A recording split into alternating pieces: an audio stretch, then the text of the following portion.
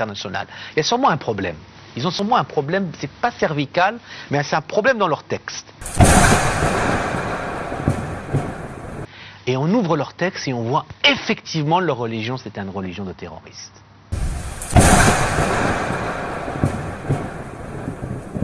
Subhanallah.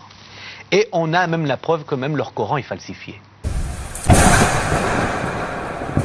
Et on a même la preuve que le prophète a oublié, le prophète A'udhu Billah a fait des erreurs et a fait des problèmes.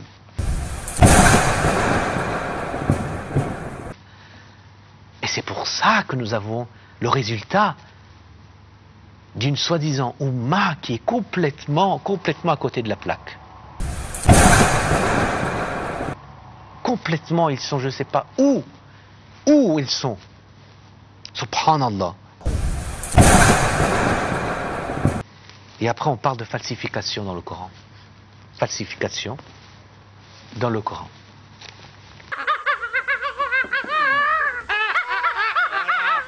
Il faudra comprendre que la tradition qui rapporte que Osman, parce que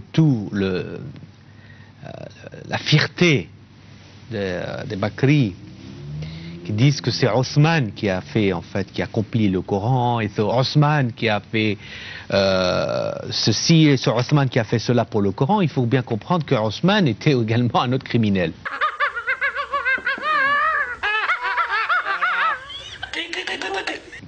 Parce qu'il demandait, en fait, dans une des traditions de Bukhari, il demandait aux musulmans, alors je suis en train de vous lire la tradition, de communiquer les textes coraniques qu'ils possédaient. Donc il est allé de voir un par un aux musulmans, donnez-moi, est-ce que vous avez des textes qui sont à vous? Et la tradition, elle précise qu'aucun texte ne fut accepté qu'à la condition d'avoir été attesté par 2 témoins. Cependant, une exception fut consentie, 1 pour 2 versets, présentés pour quelqu'un qui n'avait pas de témoin, pour attester donc l'authenticité des textes. Alors, Osman dit, j'atteste qu'ils sont de la part de Dieu, et ils furent placés dans le Coran.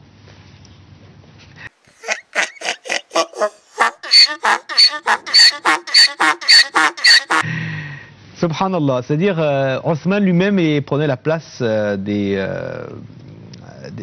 ceux qui veulent témoigner. Alors il faut bien comprendre que il y a eu des désaccords dans la collection des Corans, dans certains mots. Par exemple, il y a le mot de tabout. Est-ce que ça devait être tabout ou tabouh? Alors les Quraysh, étaient d'accord que ça doit être donc tabout, tandis que Zayd a dit que c'était tabou. Alors Othman avait décidé et disait, bon, alors écrivez tabout, parce que c'est la langue des Quraysh et le Coran, c'est pour les Quraysh. Subhanallah, mais comment peut-on croire à un Coran avec des traditions comme ça?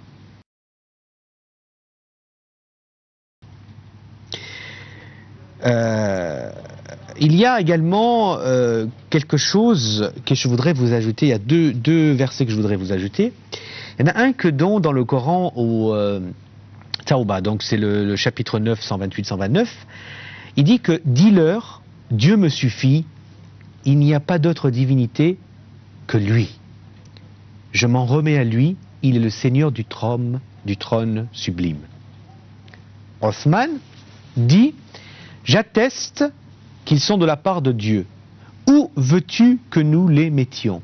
Il répondit « Mettez-les à la fin du premier texte révélé. » Ils furent donc mis à la fin de la sourate Innocence. Et il a donc déplacé l'essence des versets qui n'a rien à voir. Donc il a pris ce verset et l'a mis dans un autre coin du Coran.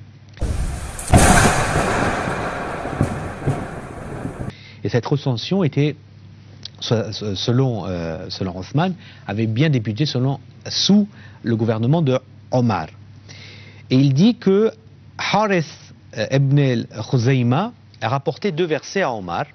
Il lui a dit cela, c'est en fait une certification d'un des 7 versets Alors il répondit, mais je ne sais pas, est-ce que tu peux me les donner? Mais j'atteste par Dieu que je ne les ai entendus du messager de Dieu, je les ai retenus et gardés. Alors Omar dit, j'atteste moi aussi que je ne les ai entendus, que je les ai entendus à l'époque du messager de Dieu. Alors concernant Khuzaïma, la tradition rapporte qu'il a été surnommé l'homme au témoignage double, car le messager de Dieu avait autorisé de considérer son témoignage comme étant l'équivalent de 2 hommes. Subhanallah.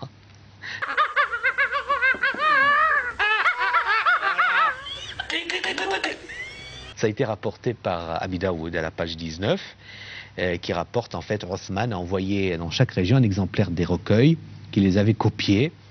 Othman fit établir 4 exemplaires, dont il envoyait un à Koufa. Et il les a établis en 7 exemplaires. Othman, je continue, c'est excessivement important. Subhanallah, on est là dans l'essence même de la croyance des opposants, des mukhalifin. Maintenant, allez poser des questions à n'importe quel soi-disant savant Bakri et demandez-leur si la tradition que je vous dis est correcte ou vraie ou fausse. Il va la tester. Ils vont dire oui, c'est vrai. Parce qu'Othman, c'était un calife. Donc il avait plus de connaissances par rapport aux autres. Ils vont l'approuver. Alors Othman, je vais le continuer dans la tradition, Othman ordonna aussi de ramasser et de brûler tous les textes coraniques en dehors du recueil qu'il a. Alors c'est Othman qui a établi le Coran actuel. Apparemment, c'est pour ça que lorsqu'on parle du Coran, on appelle ça le Coran de Othman.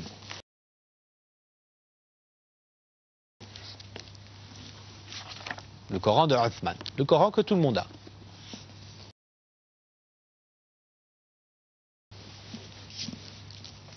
Donc on appelle ça, puisque les autres recueils ont été détruits et exclus de l'usage par la recension de Othman, imposée à la Oumma.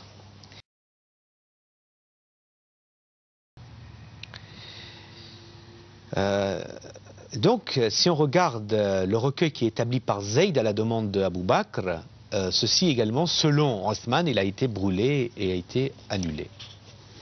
Donc ça, c'est une chose que je peux également vous dire.